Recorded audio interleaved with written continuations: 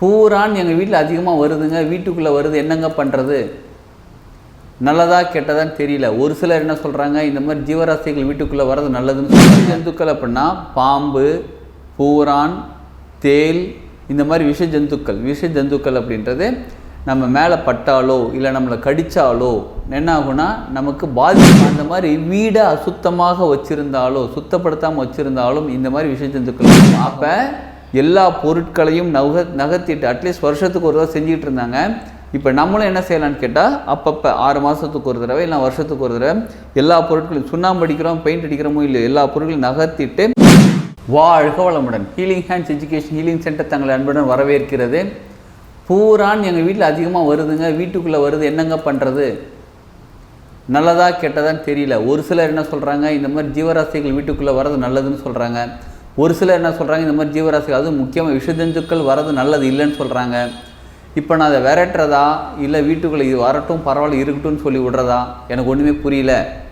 அப்படி இல்லைனாலும் பரவாயில்ல, எந்த மாதிரியான உயிரினங்கள் வரணும், எந்த மாதிரியான உயிரினங்கள் உள்ளுக்குள்ளே வீட்டுக்குள்ளே வரக்கூடாது, முக்கியமாக பூரான் வரலாமா வேணாமா, இதெல்லாம் தெரிஞ்சுக்கிறதுக்காக இந்த பதிவுங்க. இதில் நல்லா தெரிஞ்சுக்கோங்க. விஷஜந்துக்கள் அப்படின்னா பாம்பு, பூரான், தேல், இந்த மாதிரி விஷஜந்துக்கள் அப்படின்றது நம்ம மேலே பட்டாலோ இல்லை நம்மளை கடித்தாலோ என்ன ஆகுனா நமக்கு பாதிப்பு ஏற்படும். ஒன்று உயிர் பாதிப்பு ஏற்படும், ஏன்னா உடலில் சில பாதிப்பு ஏற்படும். இந்த மாதிரி பாதிப்பு தரக்கூடிய உயிரினங்கள் வீட்டுக்குள்ளே வர்றது நல்லது கிடையாது. சரி, இந்த மாதிரி வீட்டுக்குள்ளே இந்த மாதிரி உயிரினங்கள் விஷஜந்துக்கள் வருது, என்ன பண்ணுறது? எப்போ வரும் முதல்ல தெரிஞ்சுக்கலாம். எப்போ வரும், எந்த சூழ்நிலைகளில் வரும் அப்படின்னா, உங்கள் வீட்டை சுற்றி நல்ல ஒரு சதன் இருக்குது, ஈரப்பதம் எப்பயுமே இருந்துக்கிட்டே இருக்கிற மாதிரி இருக்குது, ஒரு சாக்கடை இருக்குது, மழை பெஞ்சு தண்ணி தேங்கி நிற்குது, இந்த மாதிரி சதன் எப்பயுமே இருக்கிற மாதிரி இடங்களில் அந்த விஷஜந்துக்கள் அது அப்படியே வீட்டுக்குள்ளே கொஞ்சம் அனலாக இருந்தால் நல்லாயிருக்கும்ல, ரொம்ப சில்லுன்னு இருக்கலாம் அந்த இடம். அப்போ அனலாக இருந்தால் நல்லா இருக்குன்றதுக்காக வீட்டுக்குள்ளே வரக்கூடிய சூழ்நிலை உருவாகும். அதுவும் எப்படிப்பட்ட வீட்டுக்குள்ளே தெரியுமா வரும்? வீடு சுத்தமாக இல்லாத வீட்டுக்குள்ளே வரும். வீடு சுத்தமாக இல்லையா? ஆமாங்க, நான் அடிக்கடி ஒட்டடை அடிச்சுலாம் வைக்கிறேனே. அந்த ஒட்டடை மட்டும் கிடையாதுங்க, கார்னர் இருக்குது பாருங்கள் வீட்டு தரையில், அந்த கார்னரும் க்ளீன் பண்ணி வைக்கணும். ஒரு சிலர் ஒரு வீட்டுக்கு போயிருக்கும்போது ஒருத்தவங்க சொன்னாங்க, அந்த டேபிள் ஒன்று அழகாக இருந்துச்சுங்க, சூப்பராக இருந்துச்சு டேபிள். அந்த டேபிள் போட்டு நல்லா ஒரு கிராண்டாக நல்ல ஒரு சூப்பரான இந்த பொம்மைங்கள்லாம் வச்சு சூப்பராக இருந்துச்சு, அருமையாக இருக்குங்க. அப்படின்னா ஆமாங்க, கடந்த 10 வருஷமாக இந்த டேபிள் இங்கே தாங்க இருக்க பண்ணுங்க. என்னது கடந்த 10 வருஷமாக இந்த டேபிள் இங்கே தான் இருக்கு? ஆமாங்க, இந்த டேபிளை நவுத்தி க்ளீன் அதெல்லாம் எப்படிங்க, நல்லா இருக்குல்ல டேபிள், சூப்பராக இருக்குல்ல, எப்படி இருக்குது பார்த்தீங்களா அப்படின்னாங்க. ஏங்க ஒரு டேபிள்னால் அட்லீஸ்ட் நம்ம பொங்கலுக்கு நம்ம வெள்ளை அடிப்போம் பார்த்தீங்களா, அப்போ டேபிளை நவுத்திட்டு ஃபுல்லாக க்ளீன் பண்ணணும். நாங்கள் வெள்ளை அடிச்சுலாம் இல்லைங்க, நாங்கள் பெயிண்ட் அடித்து வருஷ கணக்காச்சு, நாங்கள் எவ்வளோ மெயின்டைன் பண்ணிகிட்ருக்கோம் பார்த்தீங்களா, சூப்பராக இது மெயின்டைன் பண்ணுறது மட்டும் கிடையாதுங்க, வீடு சுத்தப்படுத்துறதுக்காக தான் சுண்ணாம்பு அடிக்கிற பழக்கமே. அப்போ எல்லா பொருட்களையும் நகர்த்திட்டு அட்லீஸ்ட் வருஷத்துக்கு ஒரு தடவை செஞ்சுக்கிட்டு இருந்தாங்க.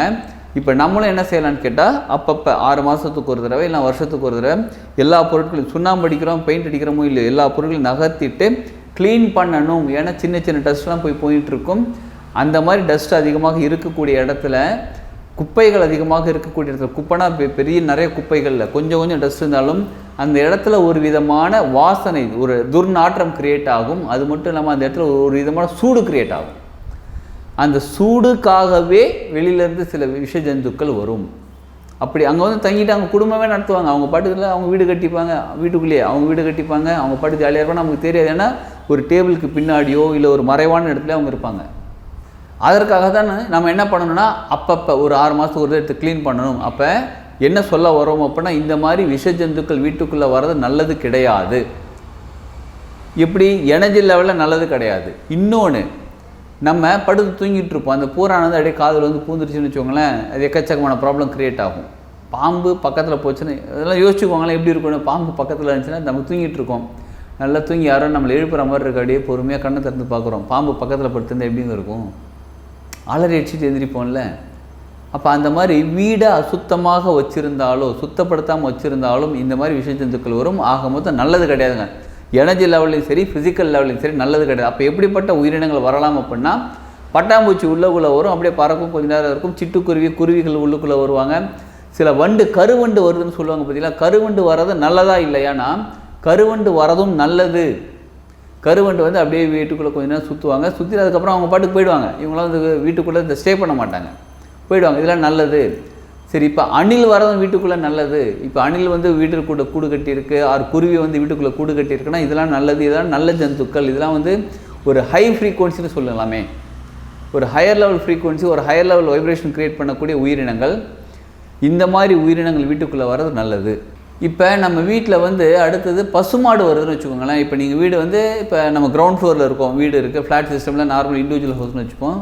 பசுமாடு வந்து டெய்லி காலையில் வந்து வாசற்படியில் நிற்குதுங்க, ரொம்ப நல்லது. ஏன்னா அவங்க ஏதோ நம்மக்கிட்ட உணவு கேட்குறாங்க. பசுமாடுங்கிறது இறைநிலை சம்மந்தப்பட்டவங்க, மகாலட்சுமி தன்மை கொண்டவங்க, காமதேனு, எக்கச்சக்கமான விஷயம் இருக்குது பசுமாடை பொறுத்து.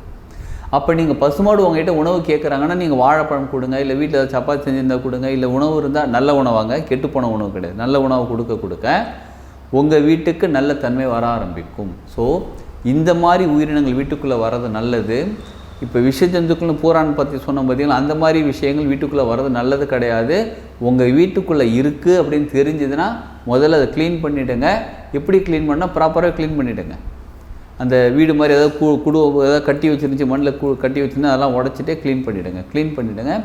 வீடை எப்போயுமே சுத்தமாக வச்சுருங்க. ஏற்கனவே நிறைய பதிவுகளில் சொல்லியிருக்கோம், வீடு எப்படி சுத்தமாக வச்சுருக்கோம், வீடு எப்படி எப்போயுமே நறுமணத்தோடு இருக்குது, என்ன பண்ணணும்னு சொல்லியிருக்கோம். அதை மெயின்டைன் பண்ணுங்கள். நிச்சயமாக உங்கள் வாழ்க்கையில் பல நல்ல மாற்றங்கள் ஃப்ரீக்வன்சி லெவலில் மட்டும் இல்லைங்க, எனர்ஜி லெவலில் மட்டும் இல்லைங்க, உங்கள் ஃபிசிக்கல் லெவலில் நல்ல மாற்றங்கள் ஏற்பட ஆரம்பிக்கும். அதனால் வீடை எப்போயுமே சுத்தமாக வச்சுருக்கிறது ரொம்ப ரொம்ப நல்லது. நல்ல உயிரினங்கள் வர்றது அப்படியே ஃப்ரீயாக விடுங்க, ரொம்ப ரொம்ப நல்லது. நல்ல உயிரினங்கள் வருது அப்படின்னாலே இயற்கையாகவே இந்த இடம் நல்ல சக்தி கிடைக்கிறதுக்காக, நல்ல சக்தி இருப்பதற்கான ஒரு அறிகுறி தான். அதெல்லாம் அந்த உயிரினங்கள் வரட்டும். இந்த மாதிரி பூரான் இந்த மாதிரி பிரச்சனைகள், அதாவது உயிரினங்கள் வந்தால் அதை க்ளீன் பண்ணிவிடுங்க. வாழ்க்கையில் முன்னேறணும் அப்படின்னா வீடு எப்போயுமே சுத்தமாக இருக்கணும், எப்போயுமே பாதுகாப்பாக இருக்கணும், எப்போயுமே நல்லா இருக்கணும். அப்படின்னா அப்பப்போ வீடை க்ளீன் பண்ணிக்கிட்டே இருங்க. இந்த மாதிரி உயிரினங்கள் வீட்டுக்குள்ளே விடாதீங்க. அப்போ வீட்டுக்குள்ளே பூரான் வந்திருக்கு நம்ம பார்த்தோம்னாலே ஒன்று எனர்ஜி லெவலில் சரியில்லை, இன்னொன்று வேறு ஏதோ விஷயம் நடக்க போகுதுன்னு அர்த்தம். அதற்காக நீங்கள் என்ன நடக்க போகுதுன்னு கொஞ்சம் வாழ்க்கையில் கூர்ந்து கவனித்து அதையும் சரி பண்ணிடலாம், இதையும் சரி பண்ணிடலாம். ரெண்டுத்தையும் சரி பண்ணும்போது வாழ்க்கையை முன்னேறலாம், வாழ்க்கையில் சூப்பராக இருக்கலாம். வாழ்க வளமுடன்.